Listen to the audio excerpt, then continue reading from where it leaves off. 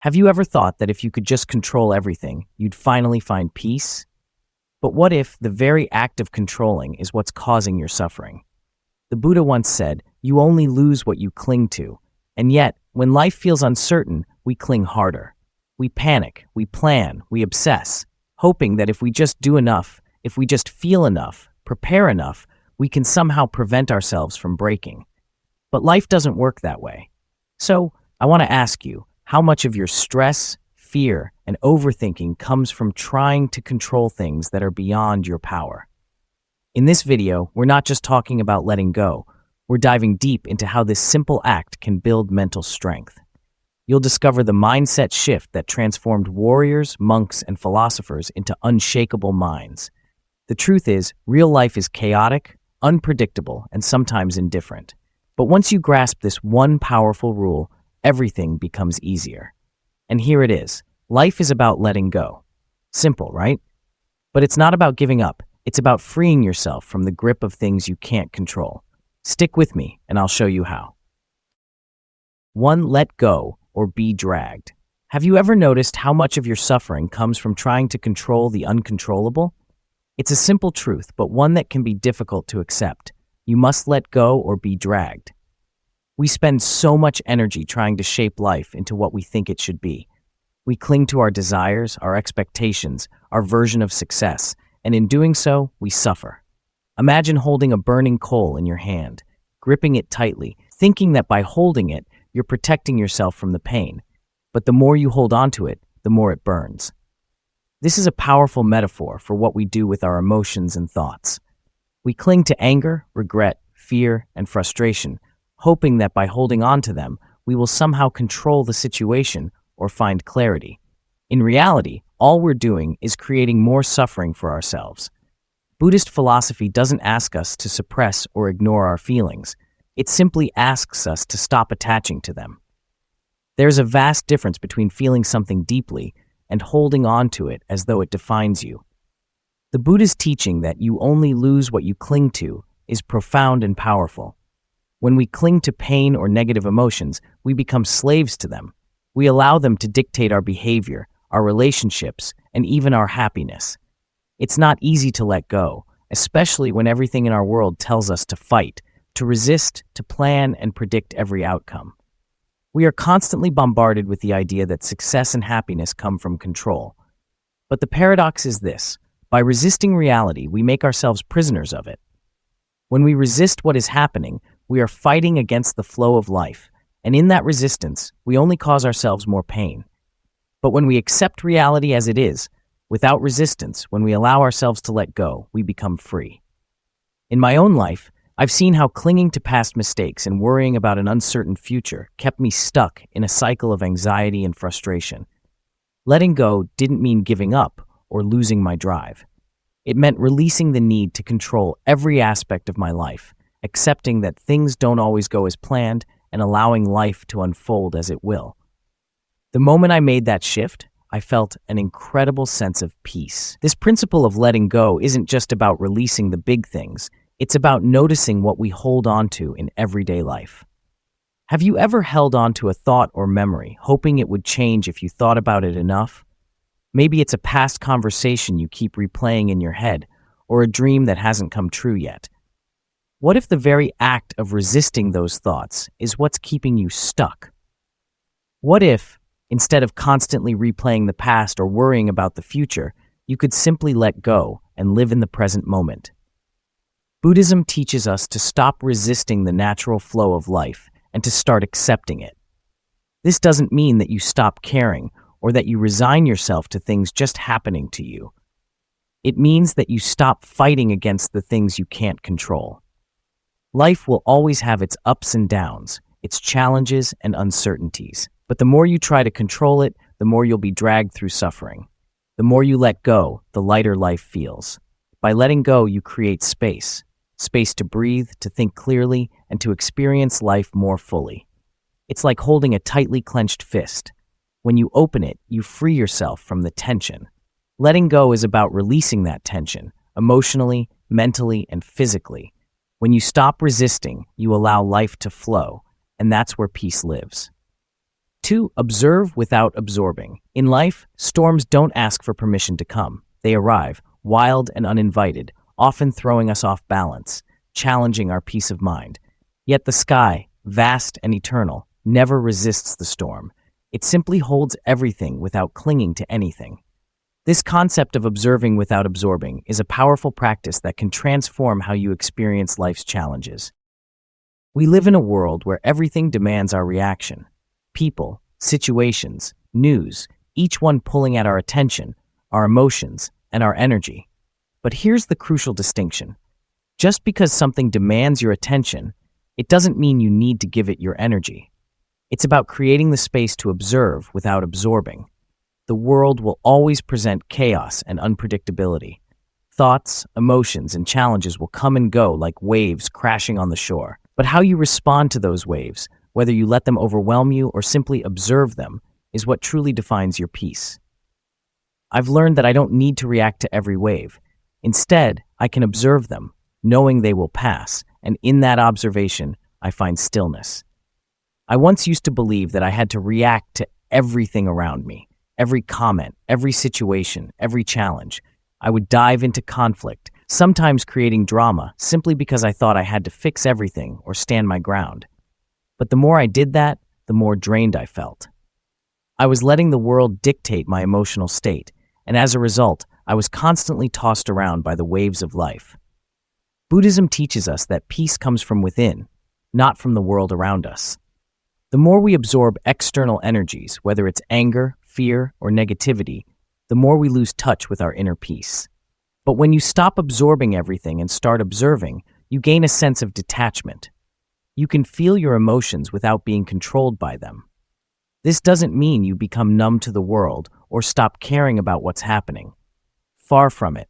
It's about understanding that your thoughts, emotions, and external events are just passing clouds.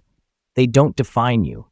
You are the sky, the vast open space that holds it all without becoming it. The trick is not to get swept away by the storm, but to remain grounded in your stillness, no matter how loud the world becomes. In my journey, I've had moments where I've allowed the noise of others to dominate my thoughts. Negative comments, misunderstandings, and even small annoyances would consume me. But now, when I find myself in those moments, I remind myself that I am not the storm. I am the sky. I don't need to absorb every emotion, every situation. I can simply observe it, knowing it will pass. Living with this mindset doesn't mean you turn a blind eye to the world around you. Instead, it allows you to respond with intention. In situations of stress or conflict, you can pause, breathe, and decide how you want to engage. Will you allow the storm to pull you in, or will you rise above it, grounded in your peace? This is the beauty of mindfulness, being able to observe without attachment, without being swept away by the tides of emotion. It's about creating that pause, that moment of stillness, where you have the power to choose your response. In that space, there is freedom, and in that freedom, there is peace. 3. Care deeply, but not widely. One of the greatest challenges we face in the modern world is the constant demand to care about everything. We're encouraged to stay informed, to be helpful, to be responsive, to care about every cause and every person. But in doing so, we stretch ourselves thin. We exhaust ourselves, trying to be everything to everyone. It's like a candle trying to light every room. Soon enough, the flame begins to flicker. Buddhism teaches us to care deeply, but not widely. It's about knowing where to invest your energy. You don't have to care about every issue, every opinion, or every person who comes into your life. The wisdom lies in being selective with where you focus your attention. In my own experience, I've learned that trying to fix every problem or be a part of every cause often leads to burnout. I felt drained, unable to be present in the moments that truly mattered to me. But when I began to focus on what truly aligned with my values, everything changed. I could care deeply about the people, projects, and ideas that mattered most without feeling overwhelmed by the weight of the world. This principle is about knowing your limits and respecting them. You can't pour from an empty cup, so it's essential to fill your cup with what nurtures your soul. Care deeply about your values, your relationships, your passions, But don't feel compelled to spread yourself thin across everything that asks for your attention. Focusing your energy where it matters most doesn't mean you stop caring for others. It means you choose to give your energy to what serves you and those you care about in the most meaningful way. In today's world, it's easy to get caught up in every issue that comes your way, but in doing so, you dilute your ability to create real, lasting impact. The act of focusing your care doesn't mean being selfish. It means being intentional with your time and energy, aligning them with your values and what truly nurtures your peace. This is the strength that Buddhism speaks to, a strength that doesn't try to be everything to everyone, but instead channels energy into the areas that foster true growth and fulfillment. So ask yourself, what do I care about? What matters most to me? Focusing on the answers to these questions allows you to cut through the noise and devote yourself to what truly nourishes you. In that focus, you'll find the strength to show up fully for those who need you most without burning yourself out in the process. Before, the freedom of non-attachment. Attachment is the root of all suffering, says the Buddha. This is one of the most profound truths in Buddhist philosophy, yet it is one that many of us struggle to understand. We attach ourselves to outcomes, identities, and relationships, believing that if we hold on tightly enough, we can secure our happiness. But attachment doesn't bring peace, it brings suffering. Non-attachment isn't about giving up or becoming indifferent, it's about trusting the flow of life. It's about releasing the grip we have on the things that we think define us and allowing life to unfold naturally. In my journey, I've found that the more I cling to certain outcomes or identities, the more I struggle. But when I learn to release that attachment, life becomes lighter. I become freer. Non-attachment is freedom. It's the ability to pursue your goals with passion and enthusiasm without being bound by the need to control every outcome. You can love deeply without fearing loss. You can experience life fully without feeling the need to force things into being. This is the freedom of non-attachment, knowing that you don't need to hold on to anything to be whole. I used to think that attachment was a sign of commitment or love, but I've come to realize that true love and commitment are rooted in freedom, not control. When we let go of attachment, we free ourselves from the fear of loss. We allow ourselves to live fully, without the weight of expectation or fear holding us back. Non-attachment doesn't mean you stop caring about your dreams, relationships, or aspirations. It simply means you release the need to control them. You trust the process of life and allow it to unfold as it will. This shift in mindset is not about resignation. It's about embracing life with open hands, knowing that whatever comes will come in its own time and form. 5. Respond, don't react. In every moment of life, there is a space between what happens and how we respond. This space is where our power lies. Most of us, however, react immediately to whatever happens, without pausing to consider the consequences of our reaction.